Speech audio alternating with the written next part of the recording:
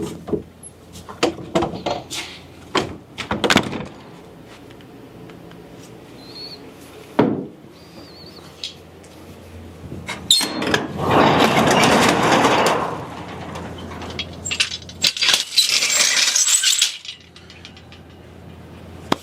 right, day 2 in the shop. Let's see what we got going on, get a game plan, and let's get going. All right, I think the first thing I want to do is get the clamps taken off this and start gluing up the other one. So let's get started with that first, kind of get the day going.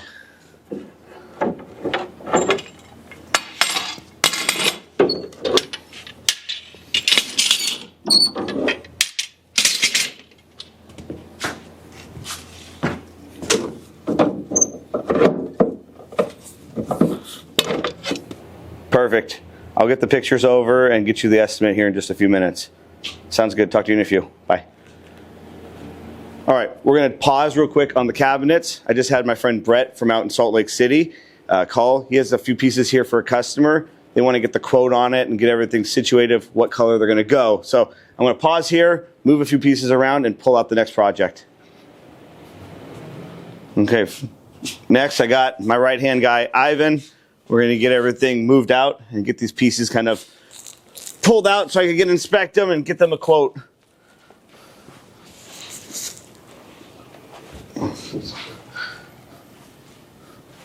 Sometimes it's like playing Tetris in here where we got to move 3 pieces to get 1.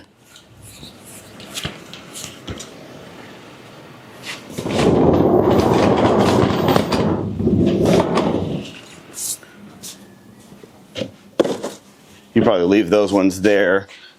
We're only going to get the oak stuff from there. So let's we'll pull the desk out.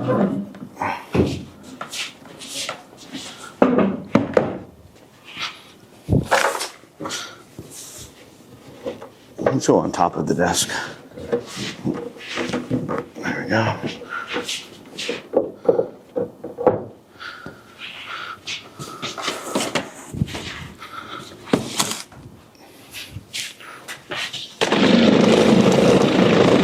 Probably slide the white ones just over by the door.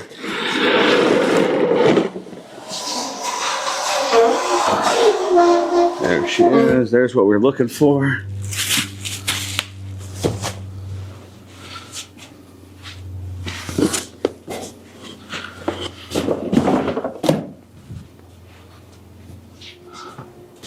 All right, since we've got a little bit more space, we're going to sweep up a lot of that sawdust. Get that picked up before we bring some of these other pieces back. This piece is going to get started maybe in the next 2 or 3 weeks. The desk underneath has been here for a few months.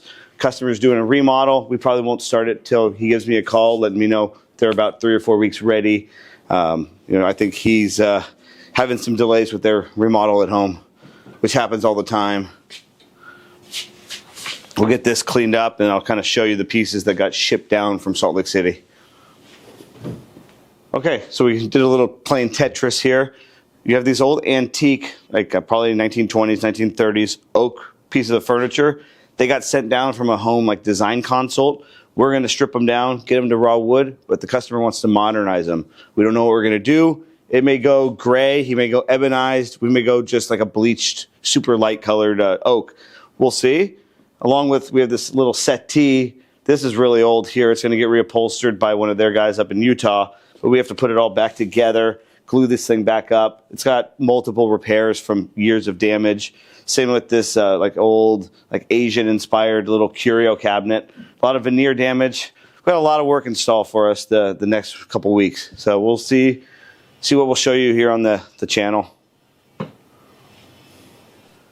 I told you yesterday about this little T-cart that came in.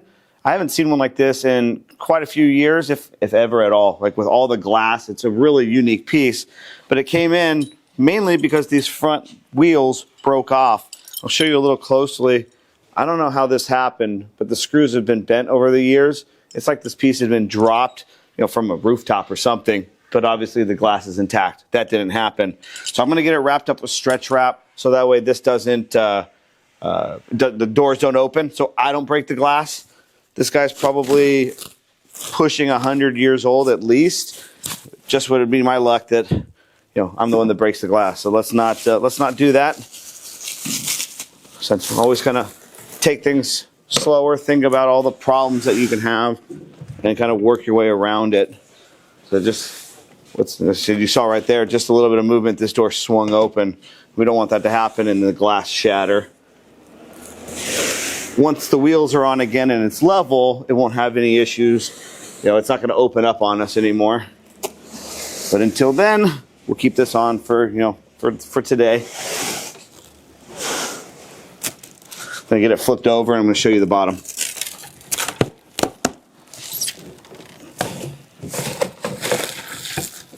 All right, now that I got it tipped over, I can kind of show you the damage. I don't know how this has happened. You know, those bent screws were kind of opening this up, but as soon as I flipped it over, I noticed something else very unique I've never seen. There's actually a black brass sleeve around a steel cup. I've never seen that. So maybe originally this was a steel cover and then somebody put brass on it just to match the handles and the rest of the hardware. We're going to get that fixed up as well. But first thing we're going to do, drill this out, add a new plug into it, glue it in, let this dry overnight so we could re-drill the new screws back in with the casters and get this thing fixed. Remember yesterday how the inside of these drawers we still had to clean up? Ivan was working on them just a few minutes ago, and I wanted to pop on and just show you. We soaked it down with the wax and grease remover from Mohawk, and what it's doing, some coarse steel wool, not even a ton of elbow grease, is taking off all of whatever this adhesive was or something along those lines. Whatever this was too, it almost looks like maybe paper, tissue paper got stuck to it. A little bit of scrubbing. I said, we gotta let that wax wash kind of soak in a little bit. But we're gonna do this to all the drawers, get them all cleaned up, sand them, get them clear coated. It'll look like they've been fully refinished with a little bit of work. We don't actually need to get stripper inside of here. I said, just a little bit of elbow grease.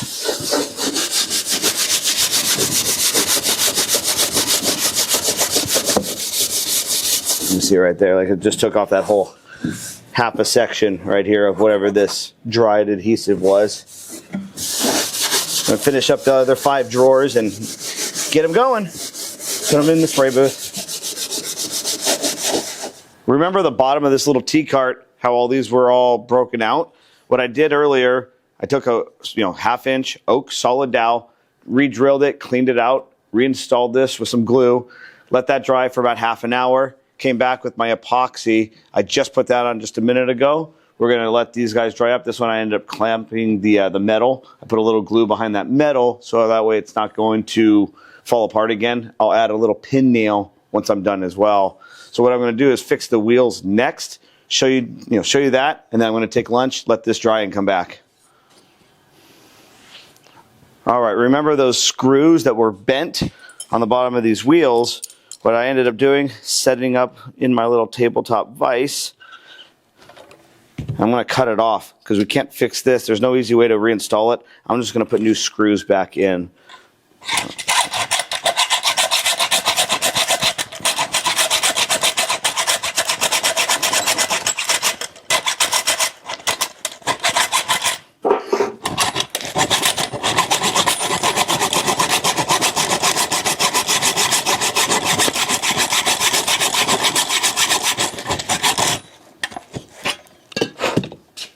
A little bit more, it just got loose.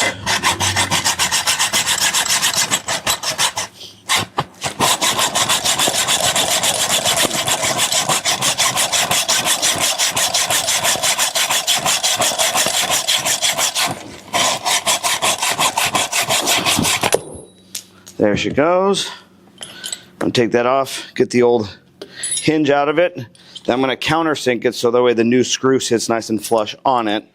Get my little countersinker bit and the drill.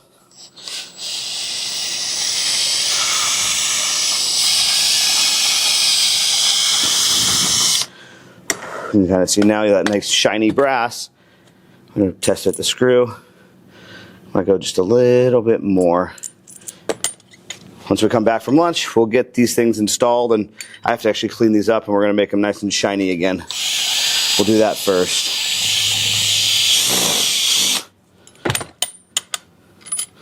Beautiful. There we go. See you after lunch. We are back. Now what I want to do, before I get going, get a few pieces disassembled. There's George Nelson desk, and then I have an Eames chair that I want to get disassembled just to free up a little bit of space in the shop, make it a little easier to work in here. So most importantly, we need to label these guys. What I'm going to do is just do a quick marking where I know it's going to be protected, because we're going to paint these again. Take a small piece of tape, so that way when we do put it, it doesn't get any overspray on the number. It's really important these guys go back, where they came. Take out that old liner. Ooh, let's see, we got a Bernie Kosar, what year? A football card. Ooh, 2002. Maybe that's the winning ticket right there. Let's see. That's a first, finding a sports card inside of a cabinet. That's a new one. I knew one person one time that was working on a piano and found a Rolex that was inside. But luckily the customer knew that it was in there, gave it right back to him. But that's the craziest thing I've ever heard of, someone finding inside of a piece of furniture.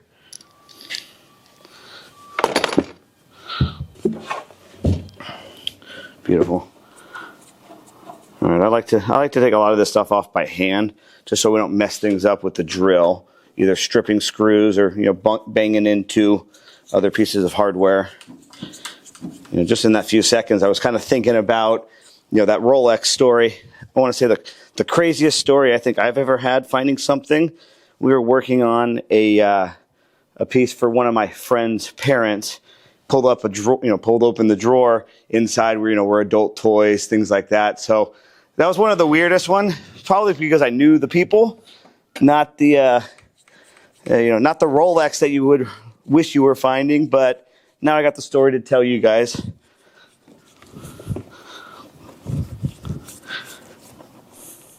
So I like to go above and beyond for my customers. I didn't notice this at first, but somebody spray painted the base at one point in its life. They didn't take it apart. They didn't remove the screws. They just spray painted it over, the bottom of this. So I'm going to do one of two things: either scrub this with that wax wash remover like we used earlier today, or I'm going to tape it up and just repaint the bottom of this white so it looks clean. We'll tape up the logo. We'll kind of play it by ear, see which way is going to be the easier. I'll show the customer when we're done that somebody kind of messed up here, kind of went cheap on their restoration. So just wanted to point that out, show you guys, go above and beyond for your customers. It'll pay off in the end. This is a public service announcement. I'm going to show you the right way to pick up an Eames chair. Most of the time you guys want to pick it up from these arms, and that's how these shock mounts will snap off. What I like to do, if you're alone, pick it up from the body, underneath the bottom, and then the front tip, and you can just pick up and set down here. It puts no undue extra stress on the back panels and on these shock mounts. We want to make these, keep these to last as long as possible. I'm going to get this thing taken apart, free up some space in the shop, and then get back in the spray booth. I like to label each one of these so that way the upholsterer knows which one it goes on. And actually I'm going to do top, and then I'm going to write up. I'm going to write it upside down, see if I can do that. Perfect. So that way he knows that this is the top section, so when it goes on, he knows where to hide the zipper, things like that.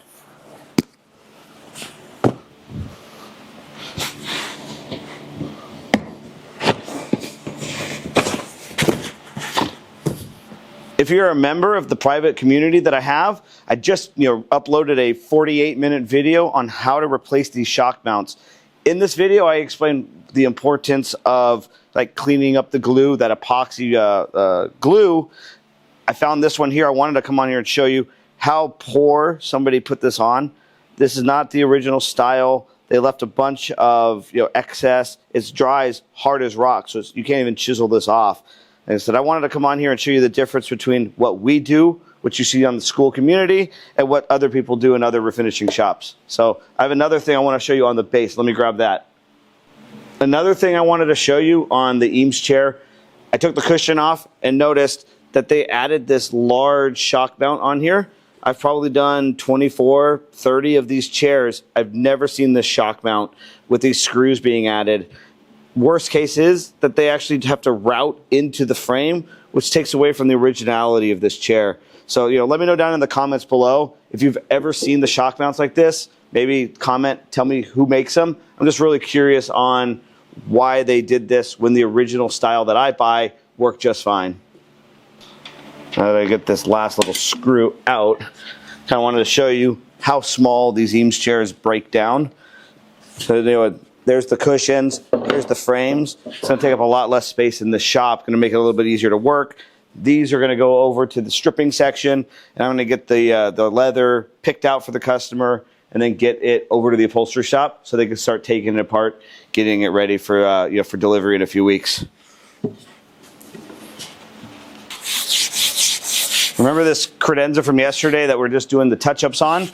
I'm going to give it the last little sanding, last coat of sealer, get it prepped, get it back in the spray booth so we can deliver it tomorrow. Friday, let's get paid on a few projects so we can enjoy the weekend. All right, it's 5 o'clock. Normally I have to get out of here at 5:30 to go get the kids. Tonight, grandparents are picking them up, so I get a little bit more, maybe 20, 30 extra minutes here in the shop. So I have about an hour or so to finish up these few projects, get these things done so I can get them delivered tomorrow. All right, first I got to get this stuff mixed up. Get it stirred. We want to break off all that sediment that sits at the bottom.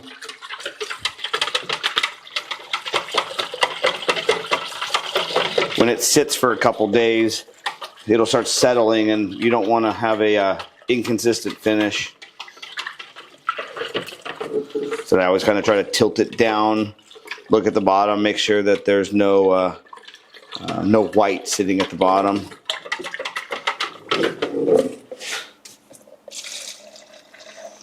Get my special ratio mixed up.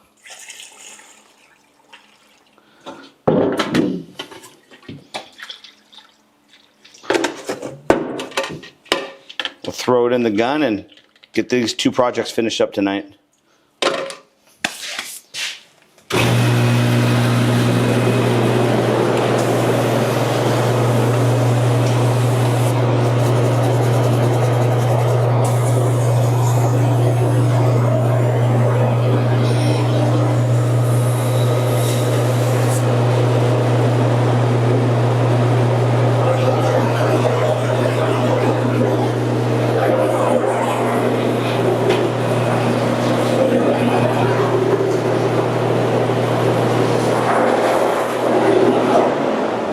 All right, we're done for the day. What we're going to do is go over what we've finished up. Remember, we touched up this dresser, the credenza, got it coated, tinted, and then we got it recoated. It's done and drying, ready to go tomorrow to the customer. This teak table, we finished it up as well. It's ready to go. Going to let it dry, come back, reassemble it tomorrow. I don't think it's going to go out tomorrow, but we'll see. You never know if the customer calls. On top of that, Ivan got the bookcase shelves and this little guitar pick table finished up. They got it sealed, sanded. Now they're ready for touch-ups. I'll get on that tomorrow. Kind of work our way down the shop. We took apart that one George Nelson table and the Eames chair. That was one thing we did today I wasn't expecting. We only got one side of the Eichler cabinets done today. We're going to flip this one over, glue the other side, and then cabinet number 2, we'll glue it up tomorrow with the clamps like we did yesterday. Just ran out of time. Another one, this T-cart. Remember, we got the bottoms repaired and the screws and the new the wheels fixed up, ready to go. Tomorrow, we'll clean the hardware, get it all shiny brass again, reassemble, and then this is just going to get oiled, sent back to the customer. On top of that, Ivan got those other George Nelson cabinets ready to go. The insides were all clean. I showed you how we did that today. Things like that. We're going to see what we do tomorrow. If you like this video, go and subscribe down below. Leave a comment or anything like that. I really appreciate it. We'll see you guys tomorrow.